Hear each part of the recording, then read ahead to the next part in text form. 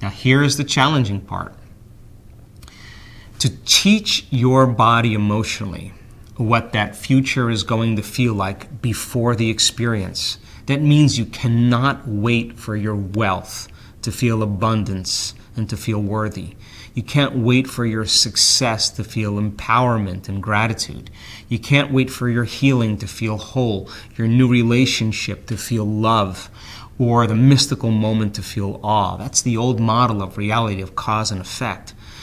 We're waiting for something outside of us to take away the emptiness and the pain or the lack we feel inside of us.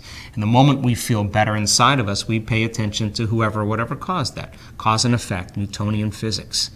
But what if you're not creating a life and you're living as a victim, reacting to everyone and everything in your life? What if your life never changes? You spend your whole life living in lack, in emptiness. The quantum model of reality is about causing an effect. That means the moment you start feeling abundant and worthy, you're generating wealth. The moment you start feeling empowered and gratitude, you're stepping towards your success. The moment you start feeling whole, your healing begins. The moment you're in love with yourself and you're in love with life, you're going to create equals in your life.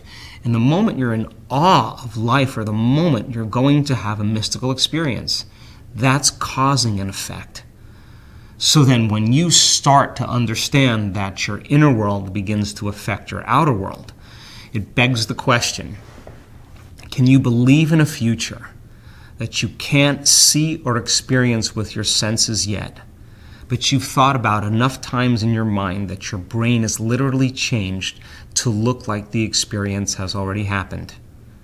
Well, the latest research in neuroscience says it's absolutely possible. And can you begin to select a new potential in the quantum field? And there's infinite potentials in the quantum field. And begin to emotionally embrace that new reality before it's made manifest, and fall in love with it to such a degree that your body, as the unconscious mind, is believing it's living in that future reality in the present moment, and you're signaling new genes and new ways that change your body to look like the experience has already happened. The latest research in epigenetics says it's absolutely possible. Now think about this.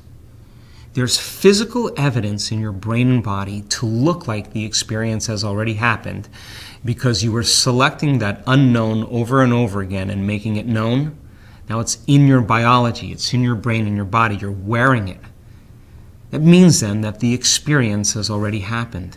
And this is where you get to relax, because when you reach this level, there's nothing for you to do, because the experience is going to find you.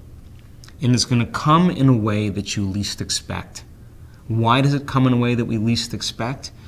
Because if we can expect it, we can anticipate it, it's nothing new. It has to catch us off guard and surprise us. It has to rock our world. And the moment we're surprised by this novel experience, this new event, the moment we're caught off guard by the new experience, we're going to remember what we did to create it. And now we just move from living as a victim to our life, where everyone and everything outside of us is controlling how we feel and think, to all of a sudden beginning to become a creator of our life. In other words, how we think and feel is beginning to produce an outcome in our world. And the energy from that surprise, the energy from that experience, the awe, the wonder, the joy, the freedom that's created from that moment, then is the exact energy we use to create the next experience. And the experience after that. And now we're inspired to create. And most people can't wake up in the morning and start their day because their body's already resigned, because the body already can predict how every experience is going to be emotionally. And when you can predict every experience emotionally, there's no room for the unknown.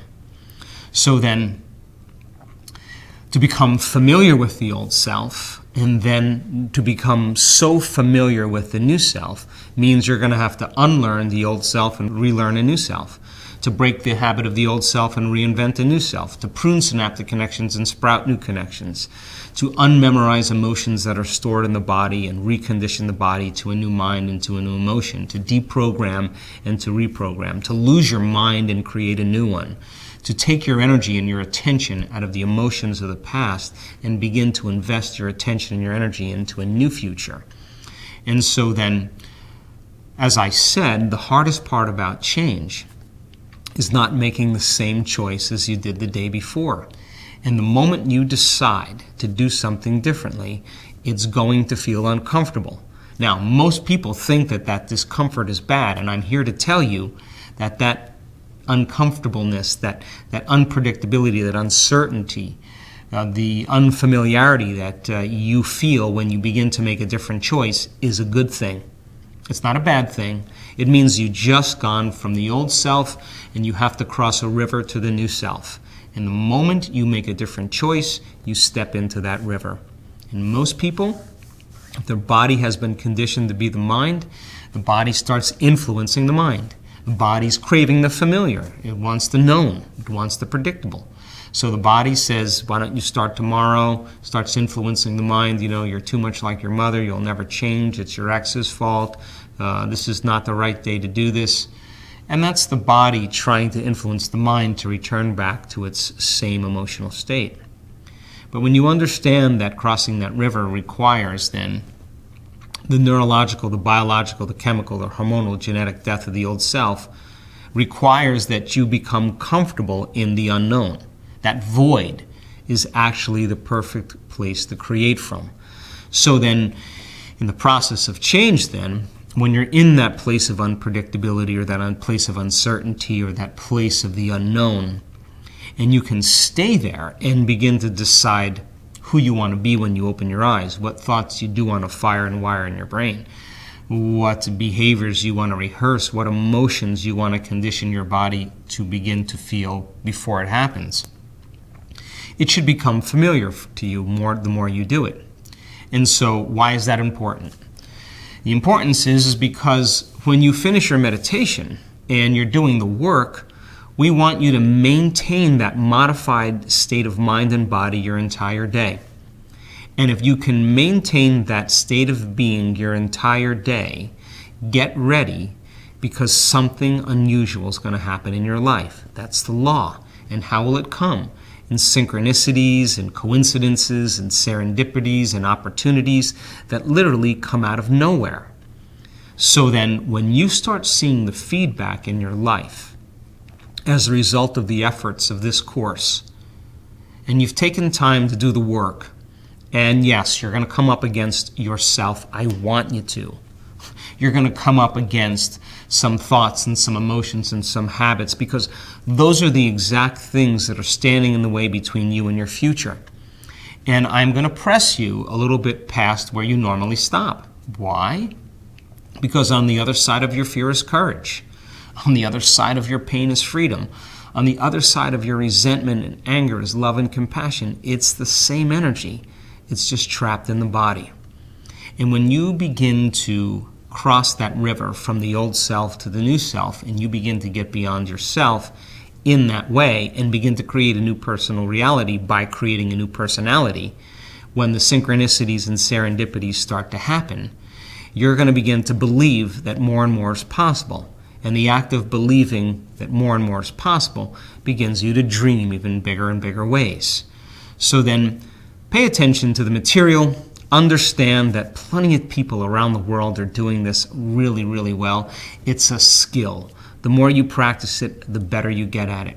We have done extensive research, and we now know that when you combine that clear intention and create a coherent brain, and you begin to open your heart, and that heart begins to beat in more coherent state, that you begin to produce a measurable magnetic field, and that field begins to connect you to the quantum field, and that this center is the center of oneness and wholeness.